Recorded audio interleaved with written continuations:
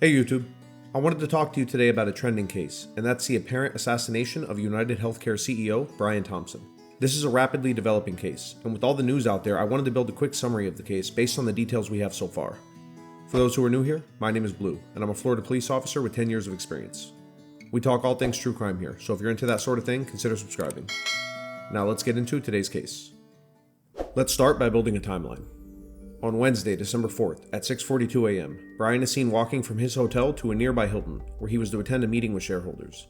2 minutes later, at 6:44 a.m., this unknown person is seen walking up directly behind Brian, at which time he begins to shoot him.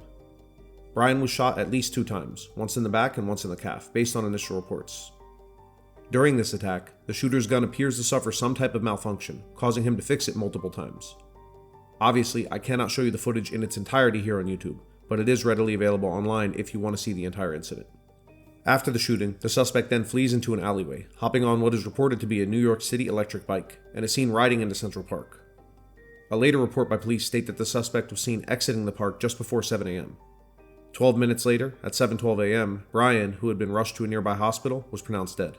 So naturally, such a brazen attack in broad daylight, on video, went viral in just a few short hours. As the investigation begins, police make exhaustive efforts to canvass the area for any and all video footage they could possibly get, and begin to learn a few things that could help them in their investigation. In a statement from police, they claim they have footage of the gunman in the area as early as 5 a.m.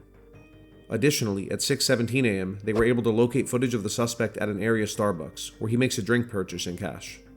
A water bottle and candy wrapper were allegedly left behind, and so law enforcement is already running tests to try and get a DNA result. In a nearby alleyway, police discovered a cell phone that is believed to belong to the suspect.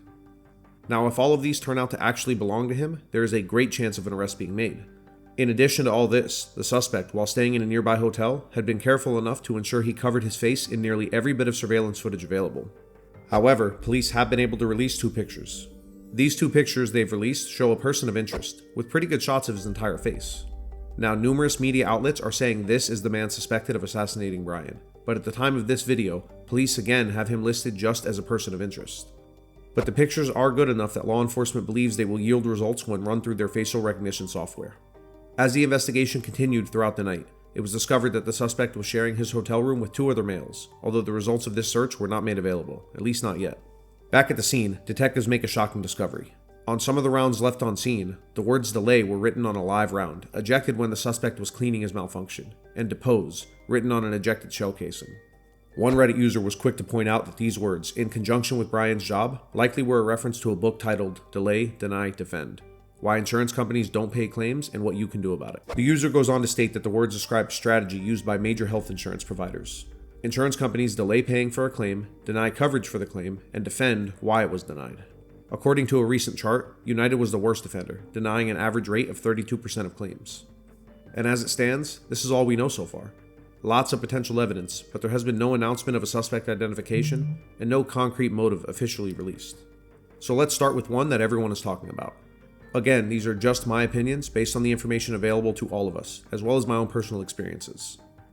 But what many are asking is, was this a professional hit? Many news outlets are calling it that, and some police sources are saying this guy operated like a trained marksman. But I would say based on what? In the video footage available to us, he is shooting Brian from an extremely close range.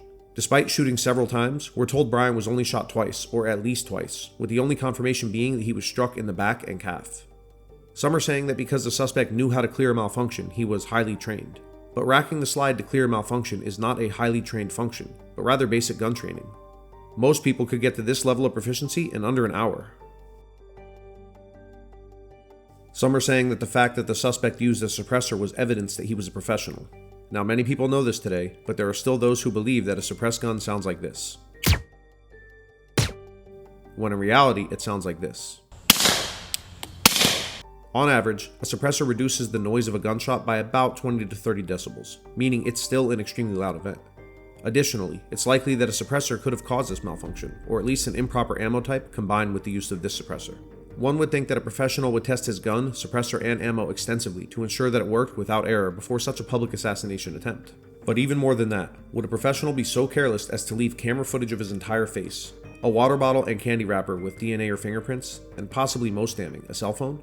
Some have floated the idea that these are false leads the killer planted, possibly a water bottle taken from the garbage, meant to put police onto a false trail, or that the phone was a burner phone. But even a burner phone could have invaluable evidence for investigators. And if I'm playing devil's advocate, even the pictures of his face could be the result of an advanced prosthetic mask of some type, things that are surprisingly realistic and have been around for years. Here are two disturbing examples.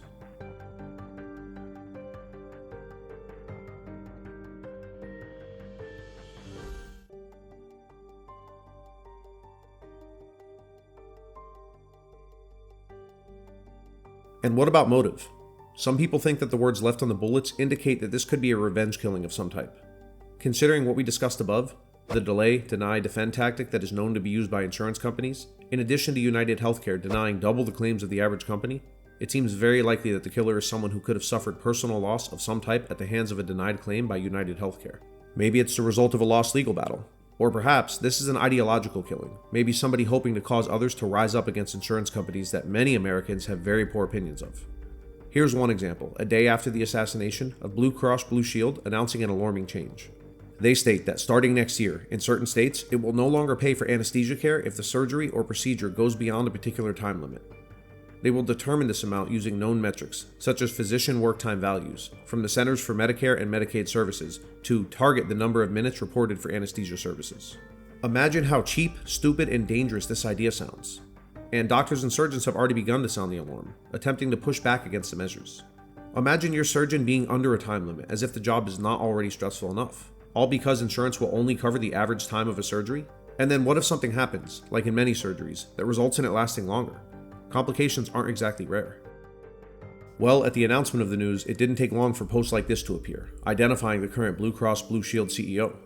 In this case, the poster writes, "Just putting this out there for no reason at all." Some would call this an incitement to violence. But interestingly enough, Blue Cross Blue Shield suddenly walked back this policy, with a company rep stating this. To be clear, it never was and never will be the policy of Blue Cross Blue Shield to not pay for medically necessary anesthesia services.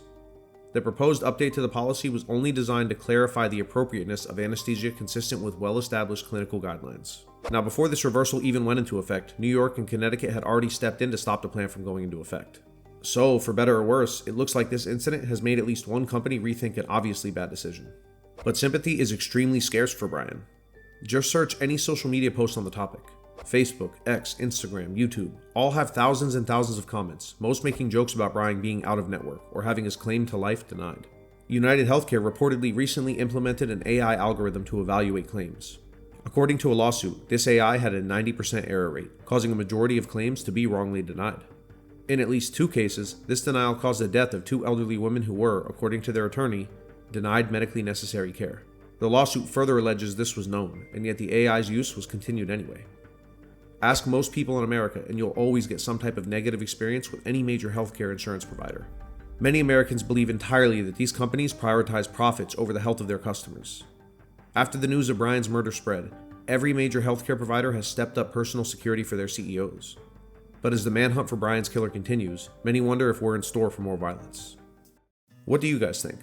I'd love to hear your theories about this case. Do you guys believe this was a professional Agent 47 type of assassination? Was it someone who was ideologically driven? Or perhaps it was someone who had a personal grudge based on their own experience?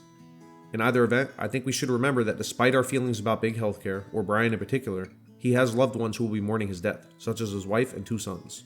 I'd ask you to please at least keep them in your prayers, as they are surely in a great deal of pain as they mourn Brian, their father and their husband. Regardless of your stance on this, we should know that tomorrow is never guaranteed. But that does it for me today, guys. As always, stay safe and stay tuned.